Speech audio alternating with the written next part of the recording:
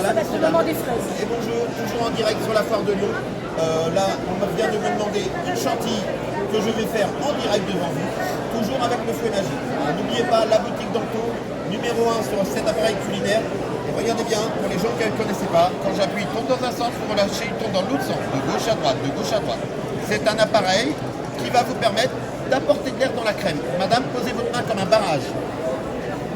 Est-ce que vous sentez l'air que l'appareil apporte? Vous voyez, ça fait comme un ventilateur. Batteur, robot ou autre n'envoie pas d'air. C'est pour ça que j'arrive à faire la mousse de lait, comme on vient de voir. Allez, messieurs, dames, vous prenez de la crème liquide entière, bien froide. D'accord? C'est la saison des Ne fraises. mettez surtout pas. Alors écoutez bien, on ne met jamais une crème liquide qu'on achète au rayon sec au congélateur. Il faut attendre 10 à 12 heures au frigo. Si vous la mettez au congélateur, ça flige la matière grasse, ça flige le petit lait. La chantilly se retrouve immontable. Donc crème liquide entière bien froide. Et moi, je les ai mis hier soir au frigo pour la journée d'aujourd'hui. Pensez-y, c'est important. Vous allez me prendre votre crème qui va être bien froide. Donc toujours minimum 30%. Hop. Alors, pour éviter de trop gâcher d'ingrédients, messieurs, dames, parce que là, on est sur des démonstrations. En revanche, bien sûr, ce que je prépare part à la poubelle. Donc comprenez que je fais qu'une moitié de briquette. À la maison, faites-vous plaisir, faites la grande quantité si vous avez utilisé.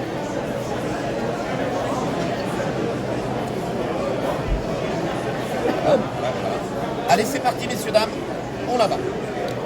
Je vais vous donner 3 conseils quand vous allez faire de grandes quantités. Pour les démonstrations, je fais de petites quantités, je travaille dans de petits récipients. Pour des grandes quantités de chantilly, 3 conseils. Récipient bien froid. Pour que le récipient soit bien froid, je vous donne une super astuce. Vous le passez sous l'eau chaude et ensuite vous le mettez au congélateur. Ça va vous faire un choc thermique, le récipient refroidit très rapidement. Une deuxième astuce pour les grandes quantités, tiens, on va poser la petite question de piège. Qu'est-ce qui permettrait de monter la chantilly plus rapidement? Qu'est-ce qu'il faut mettre comme ingrédient? Ah, pas du tout, pas de sucre glace, parce que réellement, il faut le mettre vers la fin, autrement, c'est plus long à monter. Qu'est-ce que c'est bien de mettre comme ingrédient, messieurs, dames? Alors, le simple ingrédient à mettre pour vos grandes quantités de chantilly, un simple glaçon dans votre saladier, qui va permettre que la crème ne se réchauffe pas quand vous la fouettez, et elle va prendre bien plus.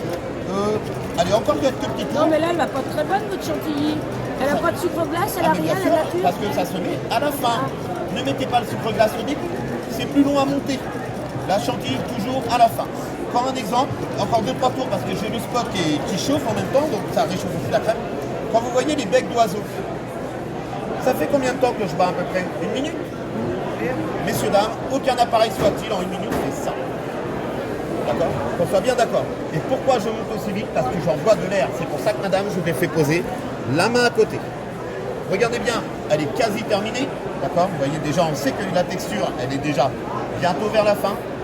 Regardez bien, messieurs, dames, elle en est là. Et donc, c'est à ce moment-là que vous devez mettre votre sucre glace.